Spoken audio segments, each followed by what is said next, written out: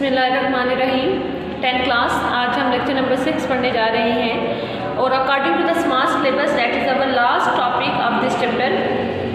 The topic is muscles and movement. The main theme behind the topic is के how muscles involve in the movement, के muscles किस तरह से जो है वो मूवमेंट में हमें हेल्प आउट करते हैं। अच्छा जी, अब सबसे पहले मैं आपको एक जनरल सा अगर कंसेप्ट दूँ कि मसल्स की क्या कैपेबिलिटी होती है बेटा। मसल्स की कैपेबिलिटी होती है कॉन्ट्रैक्ट और रिलैक्स होने की, सिकुड़ने की और स्ट्रेच होने की।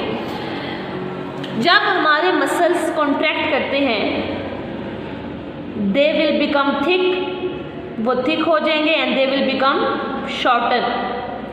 लेकिन जब हमारे मसल्स रिलैक्स करते हैं दे विल बिकम लॉन्ग, वो लेंथी हो जाएंगे, प्लस वो पतले हो जाएंगे। जब हमारे मसल्स कॉन्ट्रैक्ट करते हैं, when our muscles contract and when our muscle relax, क्या होता है जब हमारे मसल्स कॉन्ट्रैक्ट करते हैं तो हमारे मसल्स क्या हो जाते हैं, थिक हो जाते हैं और मोटे हो जाते हैं, थिक हो जाते हैं या शॉर्टन हो जाते हैं। और जब हमारे मसल्स रिलैक्स करते हैं तो देन क्या होता है कि हमारे जो मसल्स होते हैं वो लेंथी हो जाते हैं, प्लस जो है वो पतले हो जाते हैं। ये जनरल सा कंसेप्ट है। फिर है हमारे पास मेन टॉपिक जो है वो क्या है बेटा जी, कि मसल मूवमेंट में किस तरह से हेल्प आउट कर रहे हैं। लेकिन सबसे पहले हम अपने डायग्राम को एक्सप्लेन कर लें। तो बेटा मैंने ये आपके सामने जो है वो एक आर्म की जो है वो जॉइंट्स और उसके मसल्स जो है वो शो करवाने की कोशिश की है और मूवमेंट हम इसी से एलैबोरेट करेंगे। तो ये फॉर एग्जाम्पल जो है ये मेरे पास क्या है जी, ये मेरे पास है ये जो ऊपर वाली बोन मैंने जो दिखाई हुई है that is the shoulder bone. ये हमारे शोल्डर की एक बोन है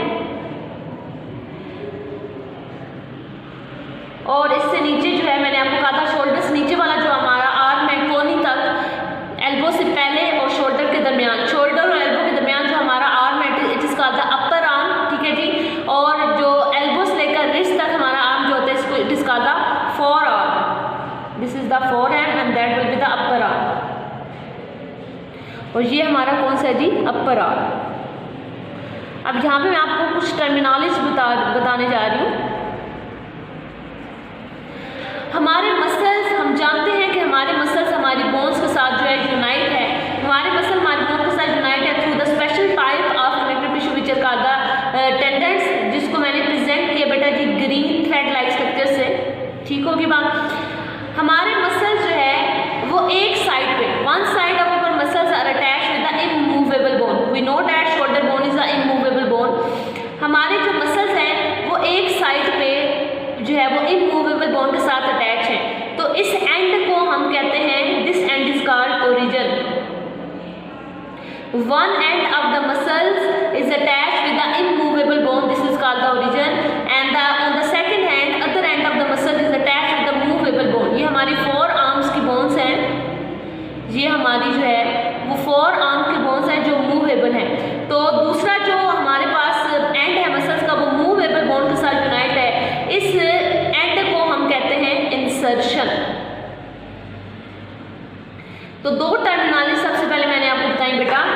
one end of the muscles is attached with the immovable bone, this is called the origin.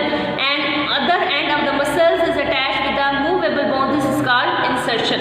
अब हम मसल्स की टर्मिनोलॉजी पे जाते हैं। हमेशा याद रखिएगा कि हमारी बॉडी में तीन तरह के मसल्स होते हैं, skeletal muscles, smooth muscles and cardiac muscles. हम बात करें बेटा स्केलेटल मसल्स की कि जो वॉलंटरी इनेक्शन होती है, जिसकी कंट्रैक्शन, जिसकी रिलैक्सेशन या जिसकी मूवमेंट्स हमारे कंट्रोल में होती हैं। तो ये जो स्केलेटल मसल्स हैं, ये स्केलेटल मसल्स की मूवमेंट हमारे कंट्रोल में है। और मजे की बात सुनिए, ये जो स्केलेटल मसल्स हैं ये किस तरह से काम करते हैं। They usually act in the form of antagonism. ये यूजली ये जो स्केलेटल मसल्स होते हैं ये पेयर्स की फॉर्म में मौजूद हैं और ये क्या करते हैं, ये एंटागोनिस्टिकली मूव करते हैं। एंटागोनिस्टिकली मूव करने का क्या मतलब है, वर्ड है antagonist. Skeletal muscles are usually present in the form of pairs and they are antagonistic in nature. Antagonist का लफ्ज़ मतलब होता है ऑपोजिट। ये ऑपोजिटली, ये हमारे जो स्केलेटल मसल्स हैं ये ऑपोजिटली बिहेव करते हैं। मतलब जब एक मसल कॉन्ट्रैक्ट करता है तो दूसरा मसल रिलैक्स, जब दूसरा मसल कॉन्ट्रैक्ट करता है तो पहला मसल जो है वो क्या होगा, रिलैक्स होगा। ठीक होगी बात। तो वो मसल्स बेटा जी, वो मसल हमारी बॉडी के वो मसल जब कॉन्ट्रैक्ट करते हैं, मैंने आपको कहा कि जब मसल कॉन्ट्रैक्ट करते हैं तो शॉर्टन हो जाते हैं या थिक हो जाते हैं। वो मसल जो जब कॉन्ट्रैक्ट करते हैं तो हमारी बॉडी की बोन्स को या हमारी जो बोन्स हैं उनको बेंड करवाते हैं, हमारे बॉडी पार्ट्स को बेंड करवाते हैं, तो उनको, उन मसल्स को हम बेटा कहते हैं फ्लेक्सर मसल्स। क्या कहते हैं? Flexor muscles. Such muscles when they contract, जब वो कॉन्ट्रैक्ट होते हैं, शॉर्टन होते हैं, तो ये पुलिंग फोर्स डेवलप करते हैं अपने नेक्स्ट बोन्स पे, जिस वजह से पुलिंग फोर्स डेवलप होती है और हमारी बोन जो है वो क्या होना शुरू हो जाती है, या हमारी जो हमारा जो बॉडी का पार्ट है वो बेंड होना शुरू हो जाता है। तो इसको, इन मसल्स को हम कहते हैं फ्लेक्सर मसल्स, या इस मूवमेंट को कहते हैं फ्लेक्शन। फ्लेक्शन का टिपिकली क्या मतलब होता है बेटा जी? बेंडिंग होना। और अगर हम बाजू की बात करें, हम बच्चे बात ही बाजू की कर रहे हैं, अपने आर्म की कर रहे हैं। बाजू में हमारे जो है, जो अपर आर्म है, अपर आर्म की अपर साइड पे, जो अपर आर्म है उसकी ऊपर वाली साइड पे फ्लेक्सर मसल्स प्रेजेंट होते हैं और इनको हम नाम देते हैं बाइसेप्स का। और हमारे जो अपर आर्म की लोअर साइड पे, अपर आर्म की लोअर साइड्स पे दूसरी तरह के मसल्स प्रेजेंट होते हैं, इनको हम कहते हैं बेटा triceps. These are present on the lower side of the upper arm and these are called the extensor muscle. ये extensor muscles हैं। ऐसे मसल जब ये कॉन्ट्रैक्ट होते हैं तो क्या करते हैं, बाजू को जो है वो लंबा कर देते हैं या बाजू को स्ट्रेट कर देते हैं या हमारे किसी भी बॉडी पार्ट को स्ट्रेट कर देते हैं। उन मसल्स को हम कहते हैं एक्सटेंसर मसल्स। इसमें मैंने अपने बाजू के मसल्स की एग्जांपल दी है ट्राइसेप्स की, और बाजू का सीधा हो जाना, सीधा हो जाना, स्ट्रेट हो जाना, इस प्रोसेस को हम कहते हैं एक्सटेंशन। एक्सटेंशन का क्या मतलब होता है? लंबा हो जाना, स्ट्रेट हो जाना, सीधा हो जाना। अब ये तो हमने डिफरेंट टर्मिनोलॉजीज पढ़ ली हैं। अब बेटा हम प्रॉपर्ली अब डिस्कस करने जा रहे हैं कि हमारी बाजू की बेंडिंग या हमारी बाजू की स्ट्रेटनिंग जो है, या हमारे बाजू की एक्सटेंशन या हमारे बाजू की फ्लेक्शन जो है वो किस तरह से होती है। तो सबसे पहले हम केस डिस्कस करने लगे हैं बाजू की बेंडिंग का, और दूसरा केस है जी बाजू की स्ट्रेटनिंग का। मैंने आपसे बेटा जी ये कहा कि हमारे जो अपर आर्म है, अपर आर्म मैंने आपसे क्या कहा बेटा जी, रिवाइज कर लें, शोल्डर बोन और एल्बो ज्वाइंट के दरमियान, एल्बो और शोल्डर के दरमियान जो आर्म है उसको हम कह रहे हैं अपर आर्म, और ये जो नीचे वाला है हमारे पास नेक्स्ट जो आ रहा है उसको हम कह रहे हैं फोर आर्म। ये जो हमारे पास अपर आर्म है, इसकी अपर साइड पे, इसकी ऊपर वाली जाने पे कौन से मसल्स प्रेजेंट है? बाइसेप मसल्स, और इसकी लोअर साइड पे, अपर आर्म की लोअर साइड पे प्रेजेंट है ट्राइसेप मसल्स। दोनों ये जो हमारे पास मसल्स हैं, बाइसेप और ट्राइसेप मसल, इनका ओरिजिन सेम होता है शोल्डर बोन, शोल्डर पे इनका ओरिजिन होता है। लेकिन ये जो इनका इंसर्शन पॉइंट होता है, एक बाइसेप का एक बोन पे होता है फोर आर्म की, और दूसरी जो ट्राइसेप है उनके हमारी फोर आर्म की दूसरी बोन पे इंसर्शन पॉइंट होता है। अब हम केस डिस्कस करने जा रहे हैं बेंडिंग ऑफ आर्म का और स्ट्रेटनिंग ऑफ द आर्म का।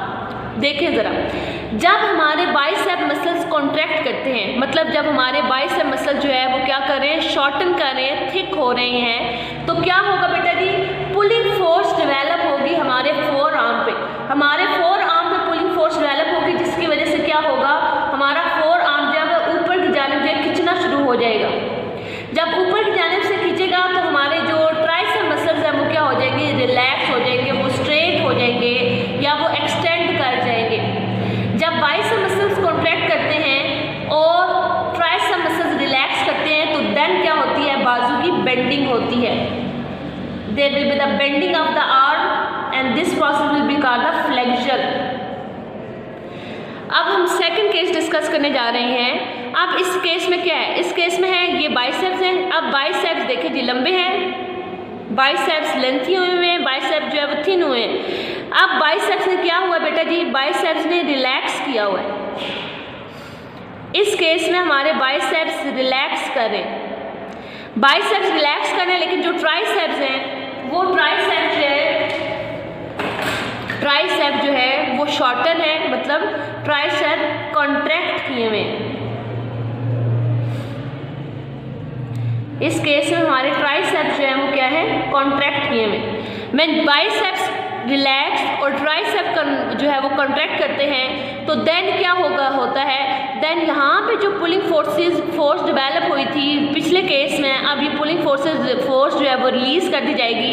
अब ये बाजू ऊपर से जो है वो उसके जो मसल्स हैं उन्हें ज़्यादा सरफेस एरिया चाहिए, तो ये क्या करेंगे, they will push downward.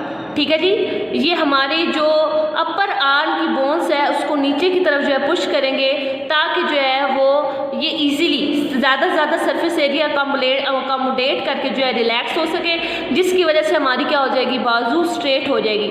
And this case is called the straightening of our arm, the extension of our arm, जिसकी वजह से हमारी बाजू क्या हो जाएगी, एक्सटेंड हो जाएगी या हमारी बाजू जो है वो स्ट्रेट हो जाएगी। मेरे बताने का ये मकसद है बेटा जी कि हमारे जो होते हैं स्केलेटल मसल वो एंटागोनिस्टिकली यूजुअली बिहेव करते हैं कि जब एक मसल कॉन्ट्रैक्ट करता है तो उसके साइड में जो दूसरा मसल है वो रिलैक्स करता है ताकि जो है वो बेंडिंग और extension of the body parts को कंट्रोल किया जा सके। तो चैप्टर नंबर 4 हमारा कंप्लीट हो गया है। It is very easy chapter and very important chapter, इसको प्रॉपर्ली गो थ्रू कीजिएगा लेक्चर से भी और बुक से भी। ओके स्टूडेंट्स, अल्लाह हाफिज़।